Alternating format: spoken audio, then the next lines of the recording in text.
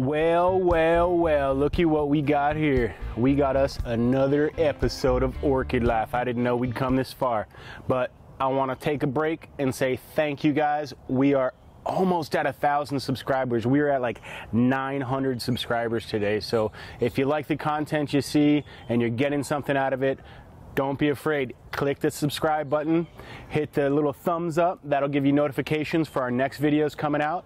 I've got pro growers, I've got interviews with people who know what they're doing. Not hobbyists who think they might have heard something. No. Pro guys. They know what they're doing. They bet their life on it. They can teach you how to grow amazing, beautiful orchids, just like the ones you see here. I mean, oh, there go my glasses. But check that out. I mean, this is what we're talking about, all right?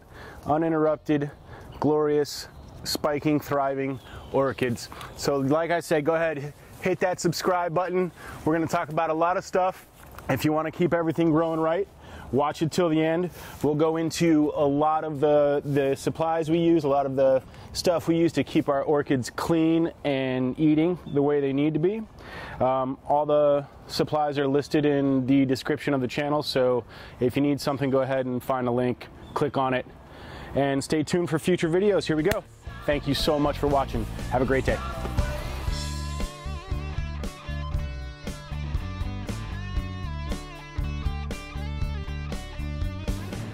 Welcome back to Orchid Life. We got another show for you. We got my man Tony, the Vanda man, to steer you guys right. Orchid Life. You know what we're about. You know what we're about here. We don't want to have all the misconceptions. We want to get you guys growing just like this guy. He doesn't grow Vandas anymore. He grows growers. So I'm going to give it up to him. He's going to take the show. He's going to tell you all about the misconceptions that are out there, what diseases they lead to, and how you can prevent that and grow amazing orchids. Go Thanks, ahead, Eric. It's good to see you, brother. Thank you for coming back out again. Guys, one of the most important things that I can teach you is how to correctly grow Vandas.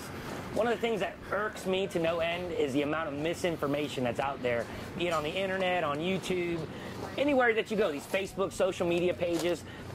Most of it is just junk, you know, and what I hope to do today is to dispel some of those myths for you so that you don't make the same mistake that a lot more uninformed growers are making. All right, the first thing that I want to tell you guys about this whole thing, again, Eric, thank you for coming out here. It's great to see you again. We were having a good time. We're now, since our last video was in spring, we're now in fall in Florida. The orchids are starting to bloom now. They're starting to wake up. They've been growing all summer long. They've been getting all the good water, all the good food, all the good light that they can get, and now they're going to start putting their energy into flowering, all right? The first thing that I hear the most about, and this is probably the thing I hear the most nowadays on social media anywhere, is about growing this moss, all right? For some reason, people like to put this moss on these beautiful plants, all right? Reason number one that they're putting the moss on the plants, because the plants they're buying do not have a big developed root system on them.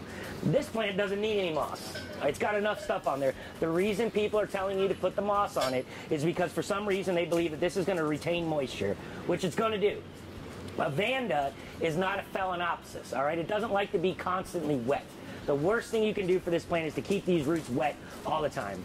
Water them once in the daytime, in the morning, let them dry out, be good. They don't need all this moss hanging on. What this moss does to this plant is the moss is actually going to outcompete the plant. It's going to grow faster than those roots are going to grow. And what's going to wind up happening is they're going to rot. Your roots are going to rot from within. It's going to look so beautiful because you're going to have all these gorgeous little stringy looking hairy things growing on the outside of them, but the plant is going to be sadly dying inside. That's not what you want to have happen. Okay? If you're not buying plants that have a healthy, developed root system, don't buy them. That's not what you want to have. This is not going to make or break the way that you're growing your plants. It's absolutely not. This is going to actually deter you from growing a good quality plant. What we want to see you do is be able to grow a good quality plant. All right? And this is a great start of a good quality plant. You can tell here we've got a couple of other things. They don't always have to be monsters. These are just regular sized plants here. Look nice. Roots growing everywhere. No moss on that basket. We're going to talk about that basket in a minute. We've got flowers on it. We've got all of our leaves. The leaves are nice and green. They're stiff. This is a well-grown Vanda of any size. Here's another well-grown Vanda. Look at all those beautiful roots hanging out with no moss hanging on the outside of them. All right? This is what you want to see when you're growing Vandas. It's good, healthy root systems, good, healthy leaf systems. If the plant that you're considering buying doesn't have this and doesn't look like this, don't buy it. Plain and simple. All right? Tony, what are some of the other ones? We got the moss, you know. The second biggest one that I hear, and I have no idea where this comes from, honestly, Eric. I mean, it just boggles my mind when I hear people say this, is they talk about removing the basket, the plastic basket that this plant is growing in. All right? You want to kill a Vanda, the first thing that you can do is remove this basket. Vandas hate their roots being disturbed. You disturb the roots on a Vanda, you kill the plant. I don't care what anybody says. Look at the people that are on these social media sites, YouTube, wherever, saying that they remove their baskets, and look and see if their plants have all their leaves. They're not going to have them.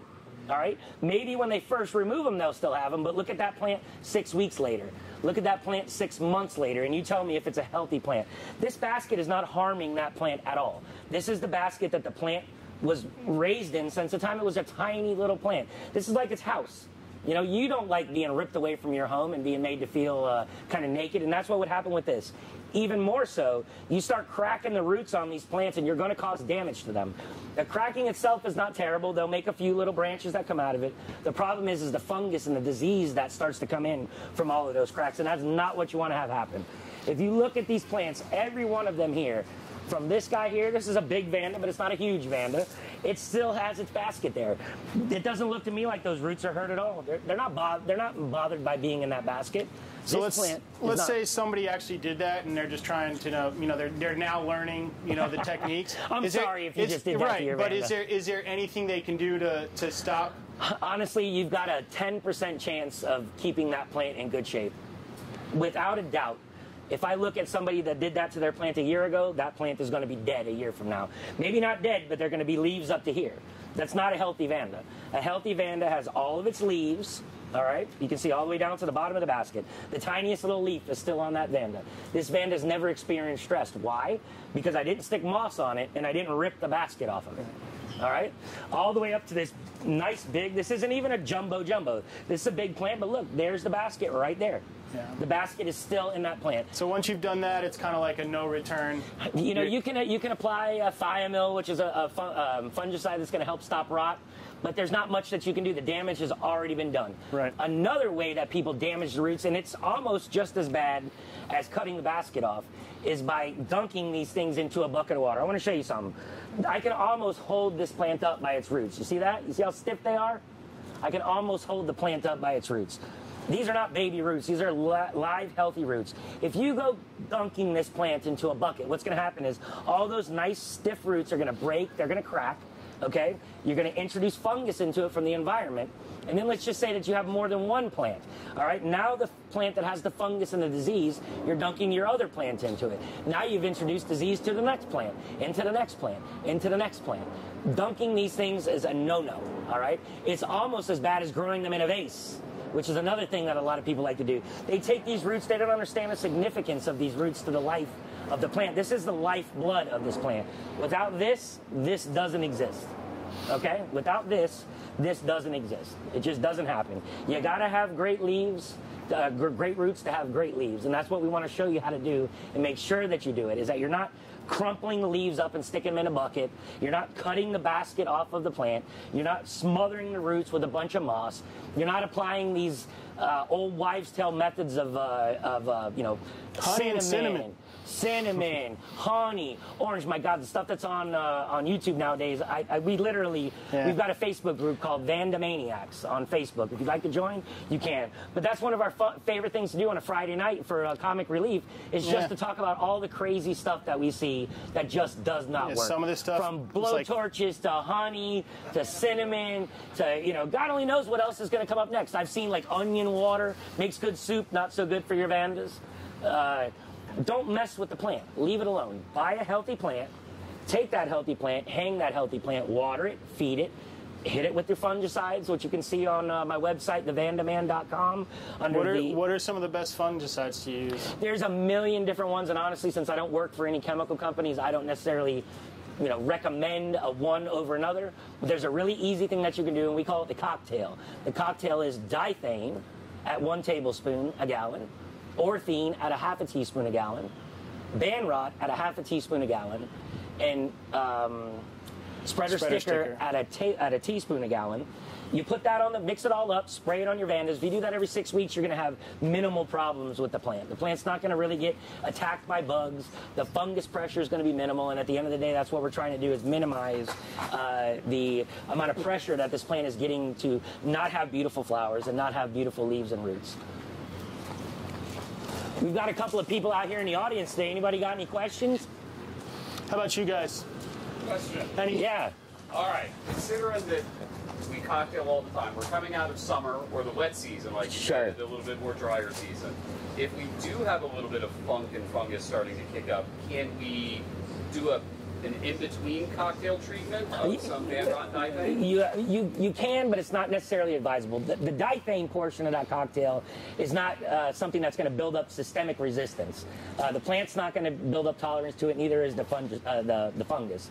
The problem when you start using too much of the same chemical or too much of the same chemical too often is that the plant develops a resistance to it, as does either the pest or the disease that's building up to it. You want to stay away from that. You want to kind of rotate what you use in and out of there. If you're getting fungus pressure this late summer time of season, the best thing that you can use is a product called Fizan. Fizan is a disinfectant. It's a bactericide, an algicide, a viricide. It's basically 5-in-1 that you want to put on it. It has no residual activity whatsoever, so it's basically only working when the plant is wet with the chemical, but it's going to cure a lot of what ails you. It's not going to last a long time like the thiamine will, like the orthine will, but it's going to help to curtail any late season fungal problems that you have.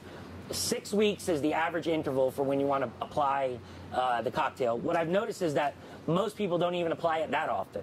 You got the camp of people that want to put it on every week, which is terrible, and then you got the people of the camp that don't ever want to do it, and that's almost just as bad. It's better to not do it than it is to do it too much when you're using chemicals. It's better for the environment to not use a bunch of chemicals. It's better for the plants. It's better for you to not have to deal with that because it costs money. It's not the best thing for you to be around, but it's kind of like a necessary evil if you want to grow great looking, beautiful plants. I know some people say, hey, let's have this plant be left to Mother Nature, and I think that's an awesome thing to do, is to leave a plant up to, whatever, God throws at it, it's going to get it.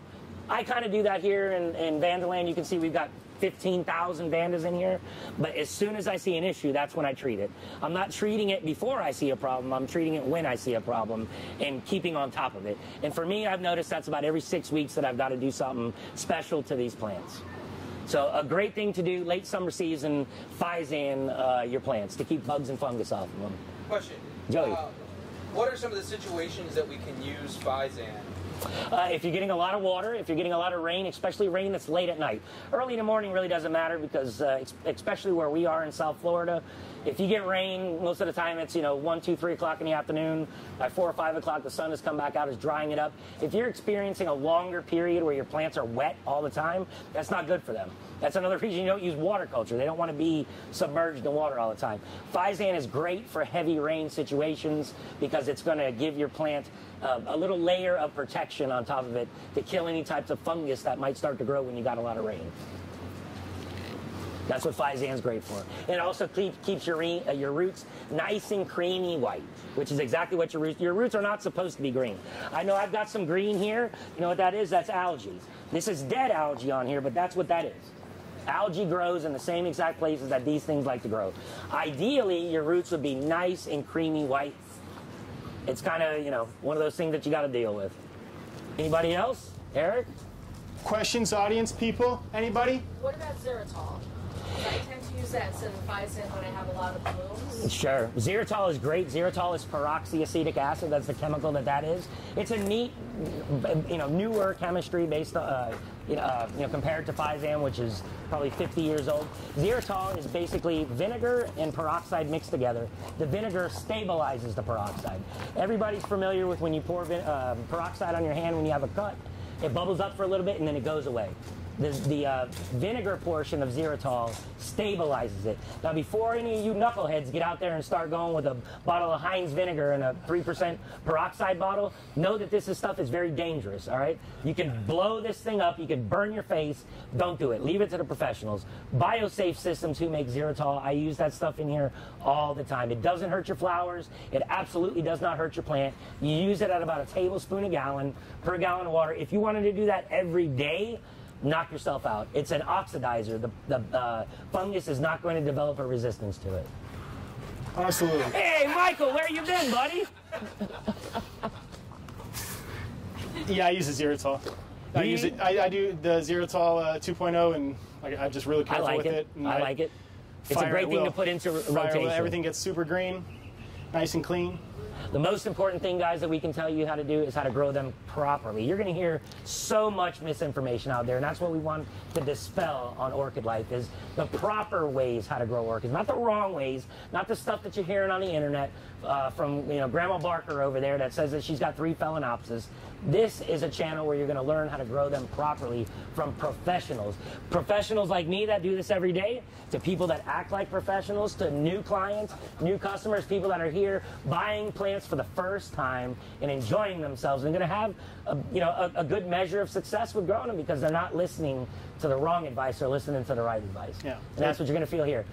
Before we go, thevandemand.com is my website. If you like what you see here, I think Mackie's got a question. You got a question, Mackie?